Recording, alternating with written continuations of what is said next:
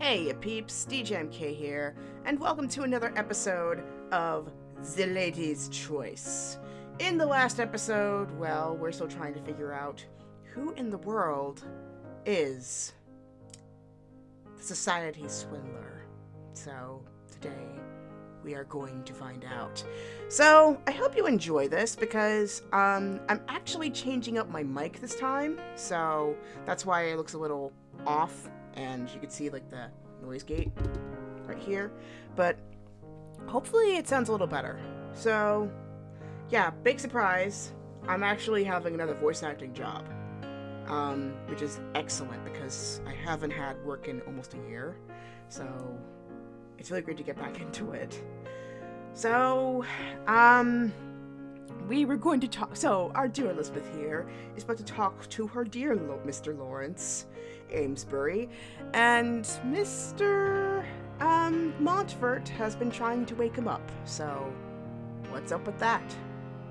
Let's go and find out. So, pardon me looking tired as well. I just woke up from a pretty intense nap. I had such an intense workout today that I ended up conking out for, I planned it for to be at least half an hour, and I ended up sleeping for over an hour, so whoopsie. So that's why I'm a little dark-eyed right now, but I'll be better.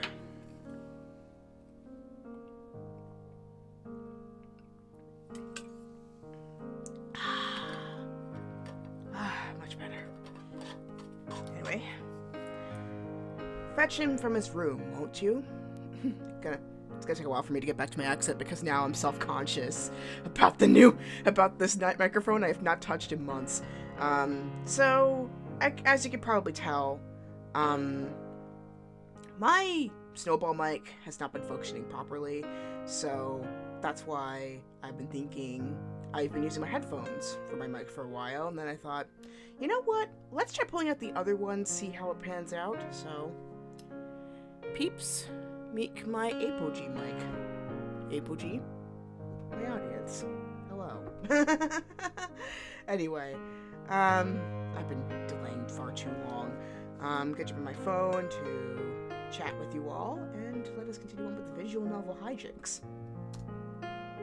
The butler gives a deep bow before moving away up the stairs behind him. One day, Miss Deverell, I do so hope the purpose of your call shall be to visit with me also.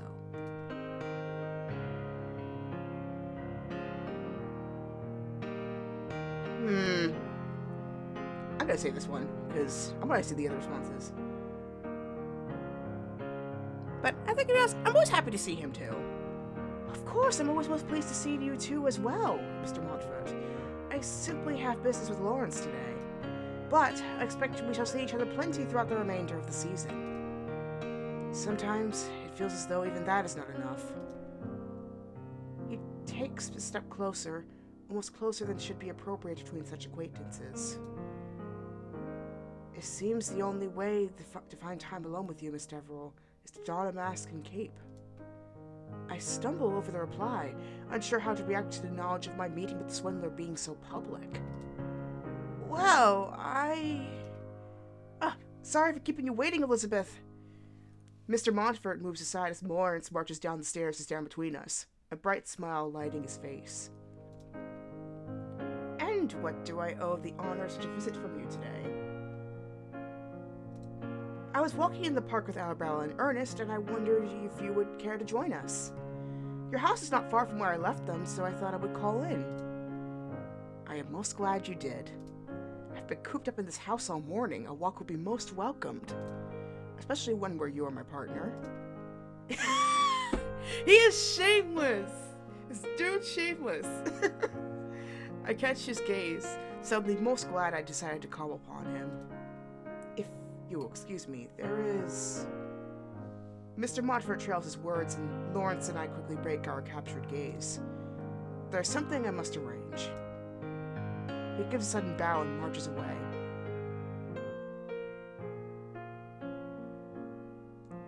Something tells me that he was the imposter. Oh, we'll see. He gives a sudden bow and marches away. Mr. Montfort seems a little unusual. Yes, he has not really seemed himself of late. He's spoken much less than usual and seems rather distracted. Because he has a crush on Elizabeth. You obtuse! And you'd think with the way that the Regency era works, they would be more conscious about people's affections. But no, they're just as obtuse as everybody else. Though I'm thankful you have been here, when we speak of you, he seems much more animated and back to his usual self. If you would prefer to stay and see to your friend... No, Pierce would stay tucked up in a study all day if he could, but I am fresh air and good company. Then, shall we head to meet the others?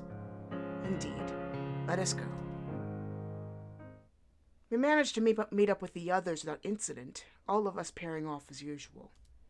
Laurence and I walk a few paces behind Arabella and Ernest, who I cannot believe are still so full of energy after walking for so long. Well, then again, with the way you Regency folk walk, I'm not surprised you two have energy, compared to me, that... stir machine. Anyway. For a while now, I've been telling Laurence of Ernest's attempt at proposal and my clumsy entrance into the middle of it. Oh, I do feel for the poor Colonel. As did I, along with Arabella, who has been so happy for his tensions. I doubt she'll have much to worry over. Any man who seems as in love as the Colonel is will certainly try again. You sound as though you speak from experience. Not experience, no. But maybe it soon will be. I understand the meaning to his words, the realization making my stomach flutter and my heart skip a beat. He takes my hands in his, drawing me to a sudden stop on the path. Oh! I didn't think you were going to get to the finale already, but hey! I realize I often speak lightly on many topics, including those close to my heart. But you must know, I will never jest about my feelings for you, Elizabeth. What I feel for you is so powerful, I fear it may consume me at times. And I would be happy for it to do so, if it meant I could have your heart in return. Laurence, what? He swallows hard, stepping so close it makes my pulse race. I took on the role as a Society Swindler because my life held no meaning. There was nothing to give me purpose. But you've given me purpose. And I just noticed there was a typo on Society. But anyway. Having you in my life would give me it's such meaning I could fill 100 novels and still not fully express it. His words spin my mind, my fingers clasping his tighter in uncertain excitement. Miss Deverell, what I am asking is... Come along, What is up with... What is up with these characters blocking each other? What in the world? Come along, Elizabeth. Mr. Amesbury, it is growing dark and we should really be going. He takes a stumbled step back. Isn't it still broad daylight? But then again, this is a visual novel, so oftentimes the time period doesn't really reflect what's actually going on. Anyway. Because, like, budget.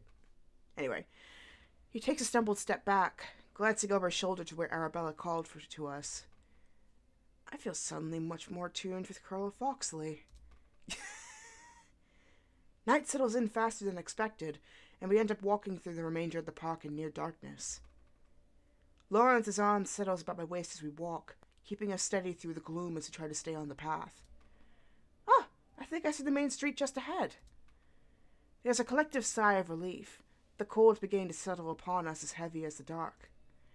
We make it only a few steps further before a shadow blocks our way. And here comes the Swindling Society Swindler.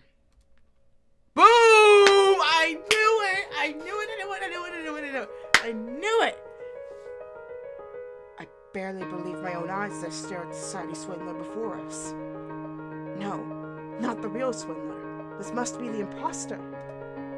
I glance at Laurence, seeing the shock on his face as he also must be realizing the man before us is the fake. What a surprise to come across a group such as yourselves dying in the shadow of the park. Men and women of good sense will never linger here after sunset. Ernest steps before us all, his stance wide and protective. You are a menace that will no longer be tolerated. If I had my weapon, sir, I should. You are far braver than any I have encountered yet, Colonel. But do not be foolish. The impostor raises the gun he holds and gestures it at us.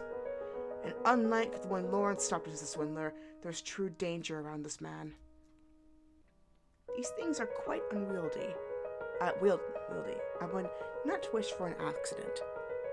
Dang! I mean, the way that Montfort plays the swindler, he's like the Joker. Oh my god. The Colonel doesn't move, but his shoulders hunch in obvious uncertain tension. Now then, let us move on to payment for your safe passage from the park. Fear coils through me as the impostor's gaze searches through the shadow and lands on me, his focus intent. Ah, my favorite lady. Laurence shifts before me, half hiding me from view. Now, my good man. He casually pulls the gun a little higher. I wish only a moment with her, that is all. Laurence does not move, his arms even behind him to push me further back. Tension prickles as the night air, and I realize I must do something before anything terrible occurs. Oh, dang! Okay. So this is the part where it's truly tense, because unlike Laurence, Montfort doesn't, especially, I think with the way he's looking at Elizabeth, he's very unreasonable right now. So, any word we say could turn us into a bad ending. So I gotta be careful as to what words I choose here. But then again, we've only come across one bad end in this, and pretty much a lot of the statements I've been making have been very much accessory statements, to be light. So if I was put in this situation where it's genuine danger this time, I don't want anyone hurt, especially on my account. I refuse to give you anything to let us pass. Gentlemen, please, this is all by the necessary. I'll give you a moment if you promise a safe passage. Honestly, personally, I would not give him the time of day. Because if he resorted to violence to do that. So, but on the other hand, though, I don't want anybody hurt. So I'm leaning towards the first option. I step out from behind Laurence, his expression falling into genuine worry as I do. I don't want anyone to get hurt, especially on my account. A moment of your time is all I ask to ensure such a thing. Elizabeth, you can't. I will, if it keeps you all safe. You must let me do this.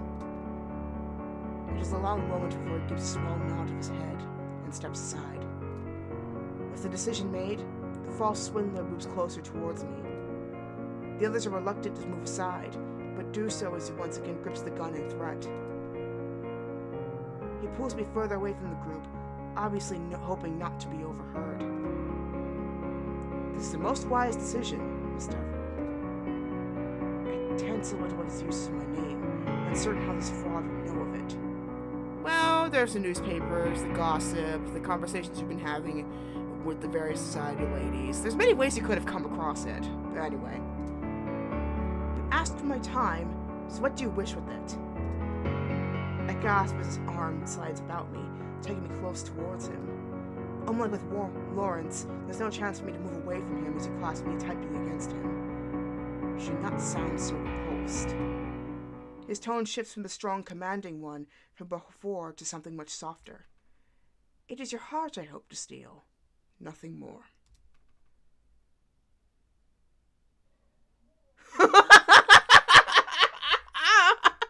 Okay. Which way do I trash talk this man? Here we go.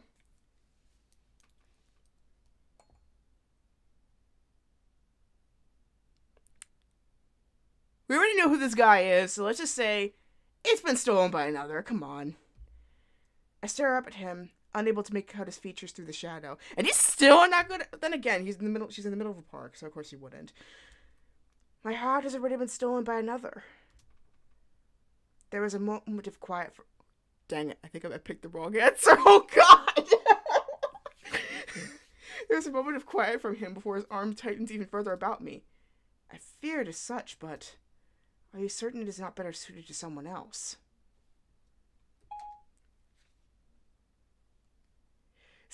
Serious? No.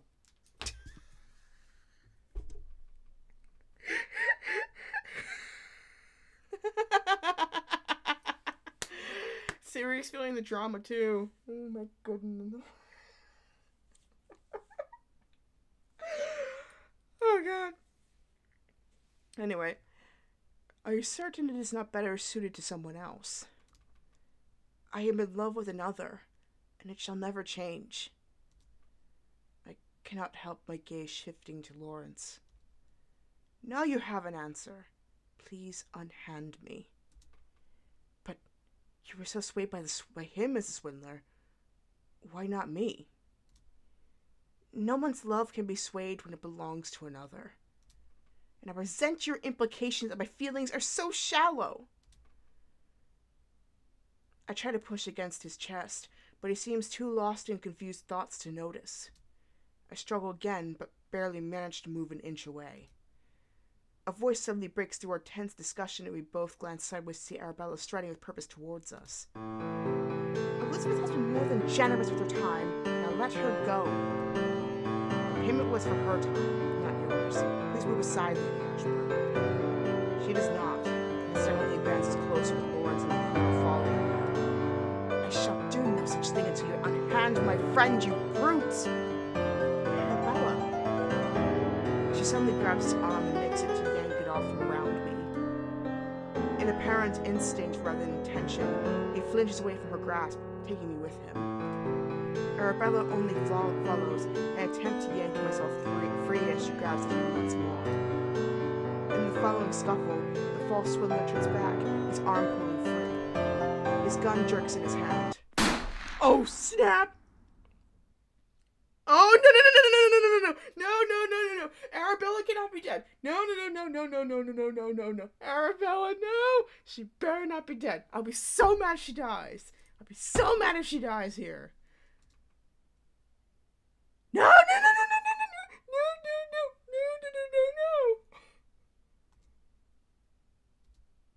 I can't read anymore. My God. Please don't die. Arabella, don't die.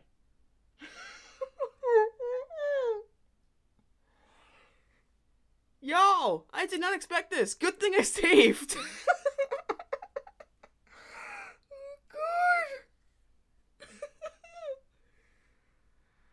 Okay, get back to Carson. Get the Carson voice in. The physicians are with her now, Miss Deverell. I glance up at Johnson as he approaches, having half collapsed onto the seat in the foyer as soon as we arrived home. Ernest had carried Arabella back, clutching her to him as though she were the most precious thing he'd ever held in his life. She had not moved or awakened the entire time. Miss Deverell? Yes, thank you, Johnson. I swallow hard, glancing down at my lap and frowning at the crimson blood staining my hands and dress. She is strong. She will pull through this. I can do little more than nod in reply, afraid that the emotion I have so far quelled will burst forth if I speak. Johnson moves away in silence, disappearing into the servants' stairway and leaving me alone once more. Laurence and Ernest were doing what they could to arrange for a search party to find the false swindler, which I already know who it is. Come on. But none of us seem barely able to function, which I don't blame you. I flinch as footsteps sound down the stairs, glancing behind to see Laurence move into the foyer. I stand unsteadily from my place and stare at him. He says nothing, and for a while neither do I. I open my mouth to speak and, as I feared, I cannot form words past the tears that finally break free. As my knees threaten to give way, I feel his arms hug me to him gently. Oh! This is the part that I love about visual novels, is scenes like this. Oh, man. His fingers curl into my hair, his other hand embracing me closer. I grip his shirt to set the trembling in my fingers.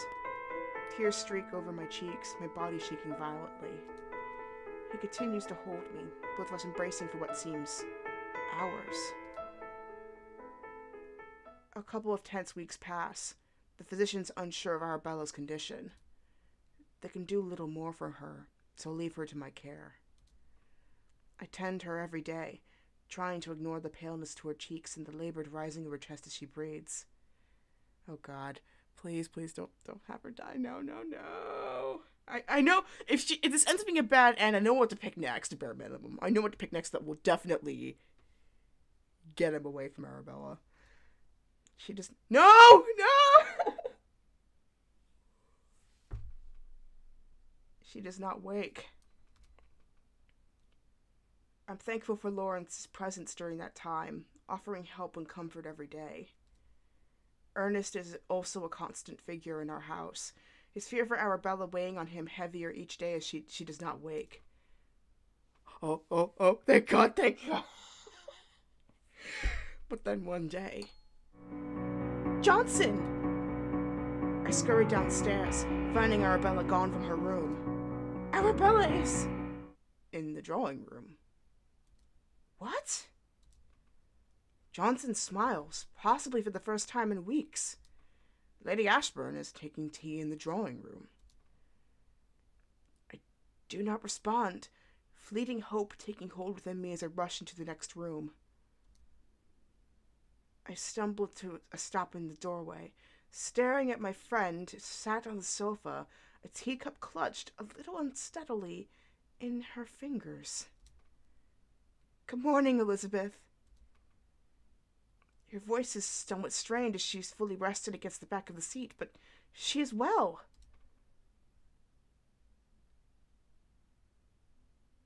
I can't. I just gotta hug her. I can't not form words, too many emotions tightening my throat. Instead, I rush forwards and fall into the seat beside her, wrapping my arms about her shoulders. I swallow down the overwhelming relief as she hugs me in return. Though I much appreciate the sentiment, I would ask for caution as I'm not yet fully recovered. Of course, I'm sorry. I'm so sorry. I pull back, moving my arms from her shoulders to take her hands in mine. For a while I thought... She holds up a hand to stop me as I speak, then leans forward to place down her cup. I notice her wince as she moves, her hand snapping to her side and clutching at the wound. So it must be around her ribs or something. I frown in concern, but keep myself silent. I do not wish to speak of my condition, or... She shifts uneasily on the seat, her fingers grasping her side a little tighter. Or of the wound I've received. The memories are still sharp in my mind. I do not need them repeated in words as well. Though I do have a vague recollection of Ernest carrying me. Indeed, he carried you all the way home and would barely let you out of his arms even when the physicians came to examine you. Poor Ernest. I do so hope I didn't bleed all over him. I wouldn't wish to give a bad impression. I doubt anything you could do would ever sway that man's affections. As her laughter subsides a little, so does the pain creasing her features. Footsteps shuffle into the room and we both glance at the doorway to see Johnson. Do you require anything at all, Lady Ashburn? Nothing, thank you. Oh, Johnson. The butler halts in his exit from the room to glance at me. Will you send word to Mr. Amesbury and Colonel Foxley, please? He gives a nod of his head, bows, and then slowly leaves the room. I turn to Arabella once again, sheer joy filling me once more as she smiles brightly. Ernest arrives barely an hour later, and I leave the pair to their privacy. Thankfully, Laurence arrives only a little while later. Can we get a double wedding Sense and Sensibility? That would be just really awesome if we get Ernest and Arabella and Laurence and Elizabeth married at the same time. That would be so awesome. It's double happiness right there. Anyway. Then again, we had to apprehend Pierce Montfort. The jerk, and I rooted for you. We were all rooting for you. Ah! He's barely handed over his cap and cape. Cap and cape. Oh, God. Wrong time period. Yeah. at least until you made the wrong moves, I was rooting for Pierce. Pierce, you are so insecure. I actually feel sorry for you. I feel really sorry for you, that you had to go to such degree. But anyway. He's barely handed over his I still want to say cap. Oh my gosh. Anyway. I'm voice acting a little while afterwards, so this is a good warm-up.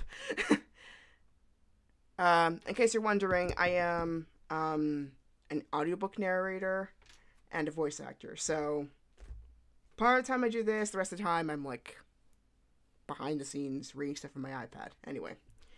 He's barely handed over his hat and cape before he rushes towards me. Finally, I said it right. Let me get it one more time. He has barely handed over his hat and cape. Too soft from the end. Hold on. It's basically what I do in my job. He has barely handed over his hat and cape before he rushes towards me. Close enough. This is just not really there. When I get to the real thing, though. Is it true? Has she awakened? It's true. His face breaks into a genuine grin, and he steps forward to pull me into a leaf-filled embrace. The servants pay us little attention, having grown used to our unusually public shows of intimacy over the past weeks. He pulls away, his hands running down my arms until he holds my hands in his. When I received the news, I fear it was my imagination that had conjured it. Indeed, even Pierce was most affected to hear of her recovery. For having barely any acquaintance with her, he's been most anxious about her, to the point he has almost made himself ill. I hope he is less so now she is well.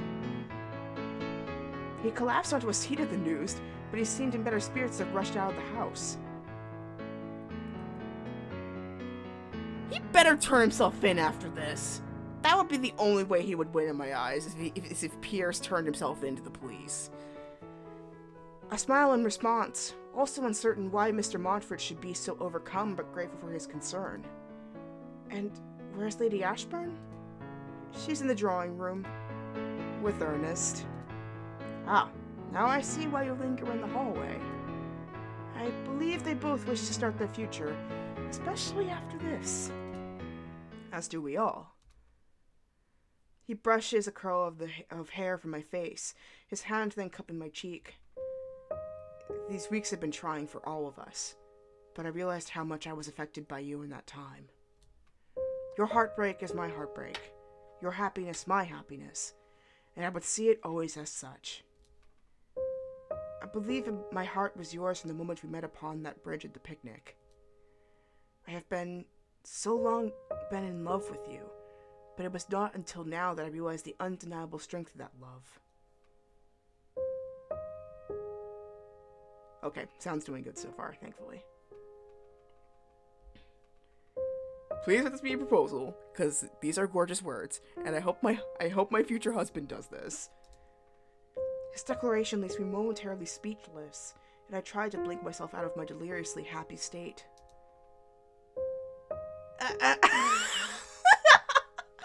Oh, God. How do I do this? I didn't think I'd get to this point already.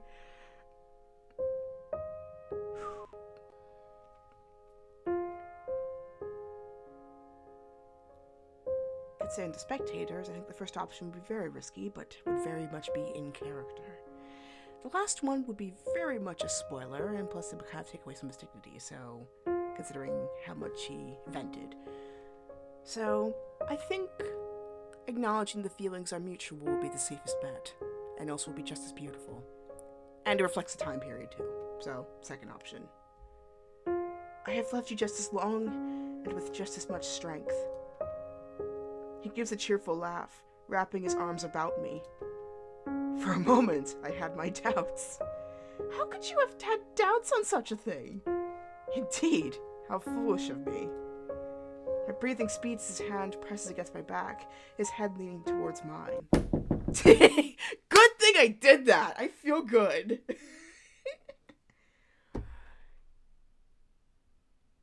Montfort, you are the last person I want to see right now. Go turn yourself in. Unless, Ooh. He goes up to Ernest and says, I'm turning myself into you. I don't care if I get executed. Just, I am sorry that I almost killed your fiancé. It was not my intention. That actually was really, really interesting plot twist here. But anyway, I'm hoping too much. This is what happens when you read too much fan fiction. But anyway, the door opens for Laurence a chance to move away, and Mr. Montfort walks in on the scene of our very close embrace. Woo! Pierce, what are you doing here? His arms drop around me as we both turn to face Mr. Montfort. He runs a hand through his hair, a nervous action as most unexpected from the man. He clears his throat and straight. What's up with the TH sounds for me? He clears his throat and straightens his hunched shoulders. I came to pay my well wishes to Lady Ashburn. Always so respectful even to those you barely know. You're a good man, Pierce. The man quickly shifts away at the comment, gripping his gloves in his hands so tight his knuckles whiten. I frowned at his odd motion, but brushed away the thoughts. You've done it before, Mr. Amesbury. You don't need to do it again with Montfort. You gotta listen to your instincts for once, Elizabeth. Come on. You should be able to put two and two together. I shall go check if she's ready for visitors. He nods his head and I give a small curtsy before heading into the drawing room to check on Arabella and Ernest. The gathering which follows between all of us, or between us all, is a cheerful one. Well, except Mr. Montfort, who, after barely making eye contact with Arabella and greeting her, stands to one side and is usually quiet. Red flag number 2, Elizabeth. After a few happy hours have passed, we all head into the dining room, everyone deciding to stay for dinner. I remained in the drawing room for a moment, gathering myself.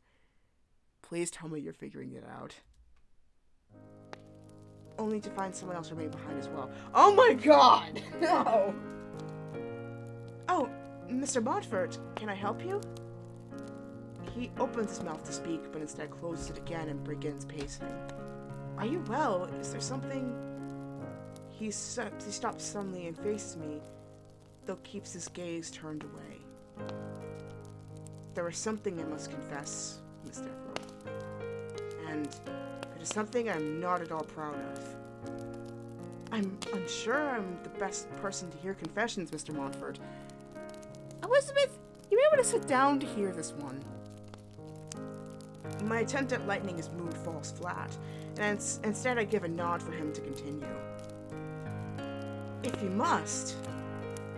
Though, from what I witnessed upon my entry, I believe my friend has already made the declaration I wished to in order to explain my abhorrent actions. I stiffen in my seat. I don't know what you could mean. I'm in love with you, Miss Deverell. It cannot come as too much of a shock. You are most mistaken. I did not encourage my feelings at first, thinking it little more than a fleeting attraction. But then, as I grew to know you, to find out just how sweet and kind of a person you truly were, I did not wish to quell what I felt. I quickly stand from my place, unsure how else to quieten him. Okay, this is not what I expected, but hey, it's just interesting. Let's keep going. But it does not work, and he continues. I tried to keep silent when it became apparent how much Laurence felt for you also. He's like a brother to me. But I knew his father had already arranged a marriage for him, so I thought he was merely engaging in a trivial flirtation before settling down. I cannot help but purse my lips at the comment, unappreciative of being considered as a mere flirtation, but anyway. Yeah, Pierce, strike 3, you're out. I rooted for you. I try to give you chances to redeem yourself. You just ran over all of them. Bah. Anyway, but I have to keep reading, because I've been holding off on this part for way too long. I thought he would let the relationship fade at the end of the season approached. I hoped then to show you the strength of my feeling, to let you decide upon who to give your heart to. You know, I kind of wish that the visual novel gave a bit more options that you could still change your mind. That's the one thing visual novels not just this one, but like in general, I wish there was still kind of a flexibility that you could still kind of switch alliances if you wanted to, kind of like video games. Video games kind of, like, Mass Effect kind of did this a little better, where you could actually switch if you wanted to. Whereas this, like, visual novels are kind of hard to do. So if I ever programmed a visual novel in the future, it would be interesting to, like, try something where there's still an option to change your mind if you wanted to. But anyway, he begins pacing again, and I fall back onto the seat. This revelation like a weight sitting on my shoulders, or settling on my shoulders. I knew it would take only a grand gesture to make you see me. And after Laurence told me of his escapades as Swindler and his time with you in those moments, how easy I thought it would be to sweep you off your feet. Such a foolish idea. To take up the guise of a suave bandit, where I barely have the wits to keep my head above the waters of society's etiquette. And then, the gun. Oh God! Here we go! I did not think it would fire.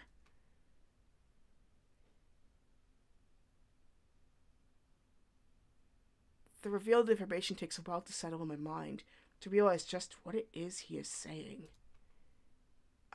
Yeah, that's why I said you should probably be sitting down for this. I almost stumble back when the pieces slot together in my mind.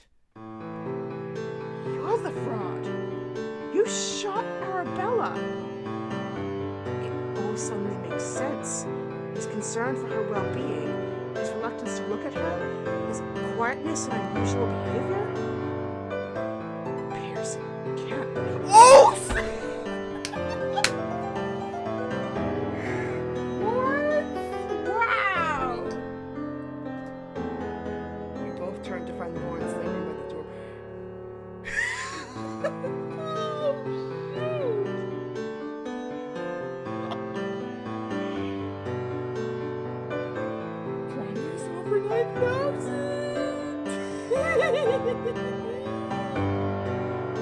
Oh man, I got goosebumps.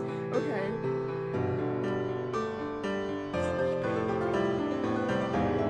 Laurence? How much did you hear? All of it. I could have coped with all but that last part. You are truly a fool. I know. I did not mean for it to happen. You must believe me.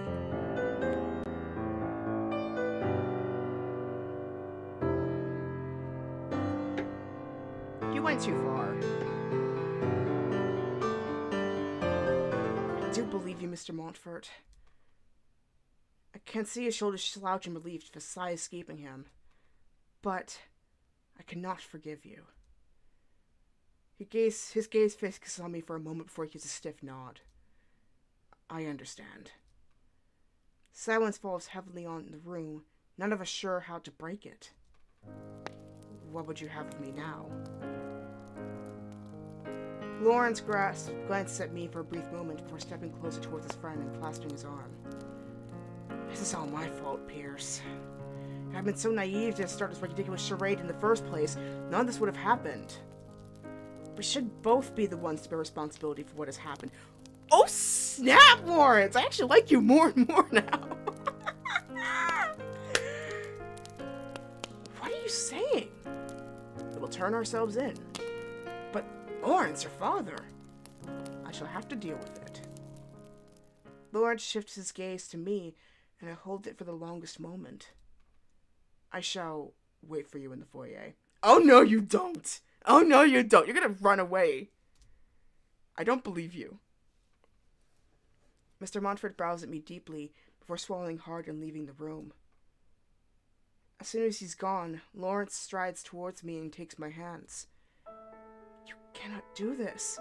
It was not your fault. No, not for Pierce's actions maybe, but for giving him the opportunity. For that I am most guilty, and I should pay for it. I look away, emotion building in my chest and making my breath stutter. He places his fingers beneath my chin and raises my head to look at him once more. Don't be worried for us. We will be together. I shall make sure of it. His words do little to help the building sadness that tugs at my heart. When will you do it? Tomorrow. Better to get these things done before I decide against the sensible. He continues to smile, obviously hoping to stem my upset, but I cannot laugh in response. I would. He ships uneasily on the spot, clasping my hands a little tighter. Will you meet me there? Oh yeah, like, Regency prisons are completely different. Where, like, the payment often is, obviously it's a cash, but then oftentimes, like, people, like, unlike modern prisons, Regency prisons, you could actually bring food, have extended visitation rights in, like, the jail cells and stuff, so that is one benefit, so it's not a bad deal. At the magistrate's office, when I'm in your presence, I feel as though I can do anything. And I would definitely need that feeling to get through this. Of course. He takes a step back, our hands slipping from each other's, my mind trying to etch the memory of his touch even to his fingertips. Then, I should be taking my leave. I hope you will explain everything to Lady Ashburn and the Colonel. Poor Ernest. I believe your friendship with him was becoming quite dear to him. A sentiment I share. You will unlikely wish to keep this relationship once this is revealed. I give a slow nod, already wondering how best to break the news. Because, yeah, this is really... It's a big can of worms they just opened up. Till tomorrow, then, Elizabeth.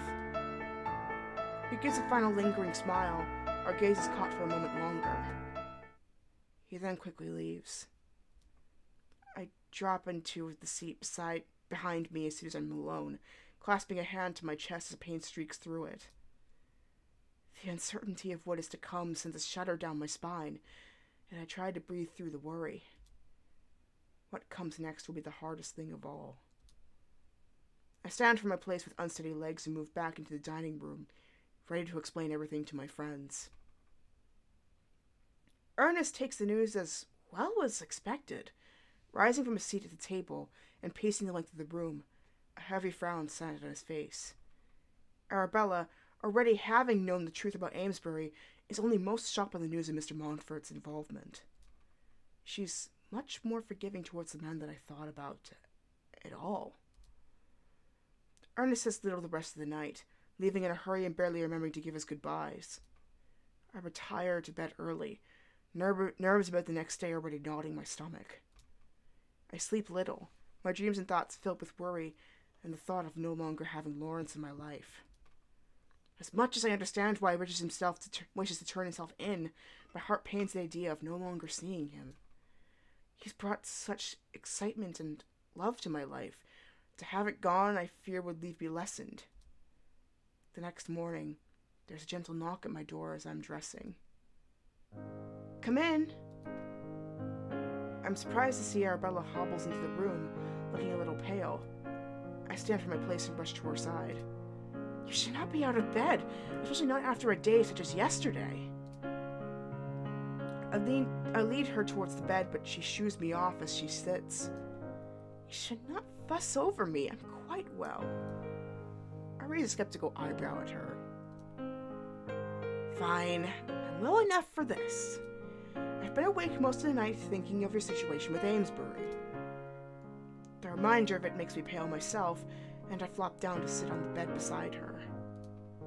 I believe I have just the solution which will help ease that frown of yours. Solution? Do you remember my mentioning a friend of the newspaper?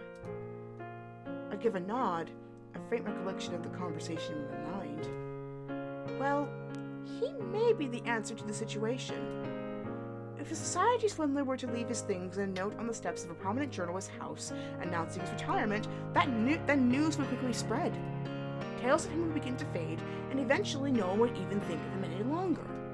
The Swindler would disappear. A burden from your Mr. Amesbury's conscience. She reaches out towards me. And then you and he could start fresh. Together. It's an idea I would happily share in, but I'm unsure if Laurence would be so willing. He seems intent upon paying for his crime. Oh, tosh to that. Do you truly believe he would choose imprisonment over his love for you if given another choice? She pats my leg and smiles brightly. Trust his feelings for you. Trust that they are deep enough that he will see the reason in this. I stand from my place, a flurry of hope leasing through me. But I'm still thinking, how about Montfort? Like, what's gonna be his just dessert in all of this? Besides the fact that Elizabeth's not forgetting him. I will speak to him, but I shall have to catch him before he reaches the magistrate's office. Then I suggest you hurry. I would accompany you myself, except... She clasps her injured side and I give an understanding nod. Thank you, Arabella. Do not thank me quite yet. I still have to convince my friend to write the article. I give a chuckle before the clock chimes loudly and I realize I would barely make it if I do not hurry. After grabbing my hat and cape, I rush from the house and hurry my way through the streets towards the Crescent. I did not realize before what a distance it is. Finally, I see Laurence's familiar house come into the view, though it seems quiet, and I fear it is too late. That is, until I almost crash into him coming out of his door. Elizabeth! He's obviously as shocked as I am to come upon each other. That surprise quickly fades to a bright smile. What are you doing here? I thought we were to meet at the magistrate's office. I've come up with another option, one Arabella has most kindly agreed to help with. I explained what Arabella suggested, of retiring the swindler and having him fade from focus. But she was the one most grievously injured by all of this. I glanced at Mr. Montfort, who has remained stoically silent throughout. She has given her forgiveness. She does not wish to have this whole affair affect our lives any longer. I step closer to Laurence, Mr. Montfort taking a few steps away as I approach. That would give us a new start, one where you do not have to think of the swindler. Sorry, wrong voice. This would give us a new start, one where you do not have to think about the swindler. But what about... Everything is forgotten. Let us forget it too. His gaze lingers on me, before shifting to Mr. Montfort, then to the ground. I take his hand, his focus once more landing on me. You're a good man. Do not doubt that. He cups my cheek, the warmth of his touch seeping into my skin and making me smile. You truly believe that?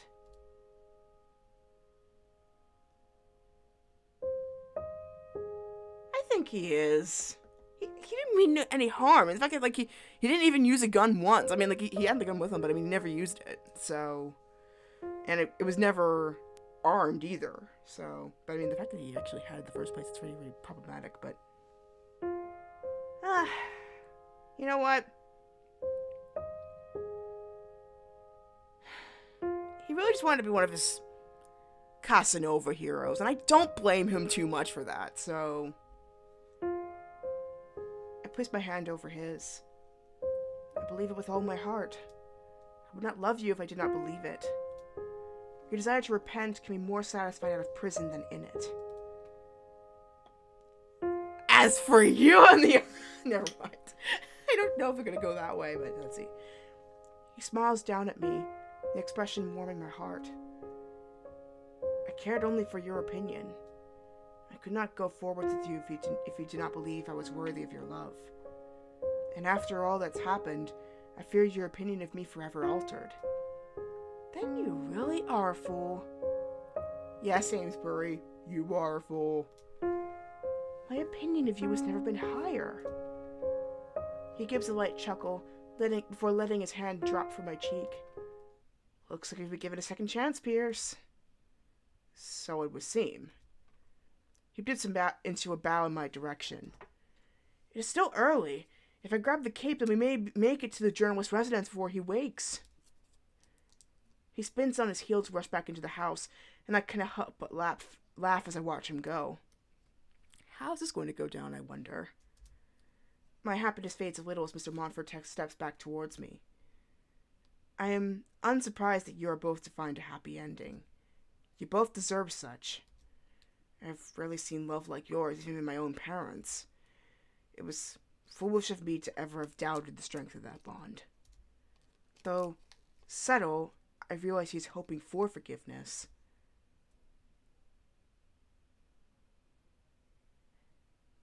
I mean, Arabella's forgiven him. I think he clearly has remorse, but I think it needs time. I think, honestly, I need time. He needs time to find somebody. I need time to recover. Last option.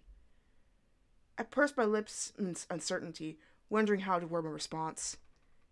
In time, Mr. Montfort, we may be friends again. His worried expression straightens a little at my words. Even if Arabella has forgiven you, it would take time to earn my trust once again. To have a chance at all is more than I could expect. Thank you, Miss Deverell.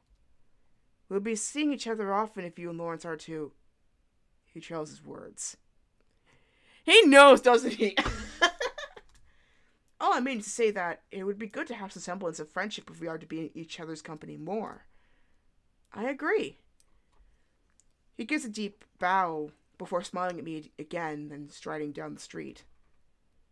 I take a contented breath, pleased to have the matter resolved. After grabbing his disguise and a quickly scrawled note, Laurence and I head towards the address Arabella had given me. We do as instructed, leaving the items on his doorstep.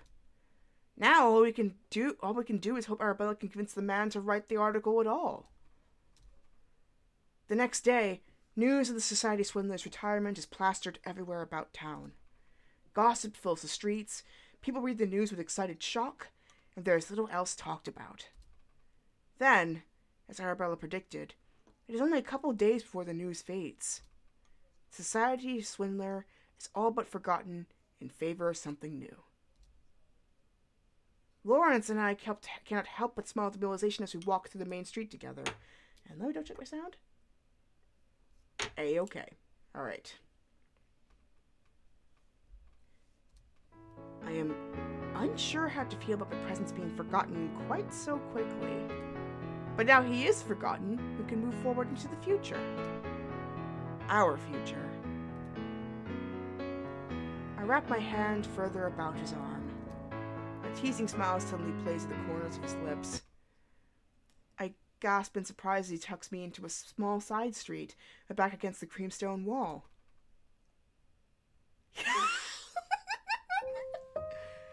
Arabella would be most displeased for us to be so close in public, Mr. Amesbury. Then I am most glad she is not here, Miss Deverell. She's always warned me against her wild streak.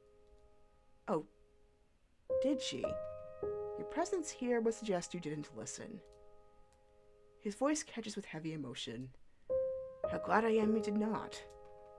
As am I. My smile is captured by his kiss, the only thoughts on my mind being of Laurence and the blissful future I know we will share. And scene! Ladies and gentlemen, and non-binary folks, the true love ending of Laurence Amesbury. Too bad I didn't get to see the wedding bells for both Arabella and Ernest, and as well as Amesbury and Elizabeth, but hey, a happy ending's a happy ending. So, yeah. That is Amesbury's Path and the Lady's Choice. I might do more of this, because this is actually pretty fun to do. I really enjoyed this. I love Regency era stuff, and the story in particular was very, very fun to do. I might try some of the other options, see if Arabella's shooting can be prevented, which I highly doubt it is. I think it's canon with Amesbury's route, or even just try the other characters, see what their route is, because I'm especially interested in that really cool Baron who's like in gambling. I'm curious about what his story is. But of course, there's lots of other games that I still need to cover. I have Age of Empires 2, which I'm still trying to figure out how to get my partition on my laptop to work, so that way I can stream that as well. But anyway, I'm gonna end the episode here because I'm a bit tired. But thank you so much, my beautiful viewers, for watching this episode of The Lady's Choice. Here's all my social media if you want to support me. You can also donate to my page, coffee.com /U7U36PTM. I will customize that link soon. And my Twitter is the most updated, @DJMKForLife.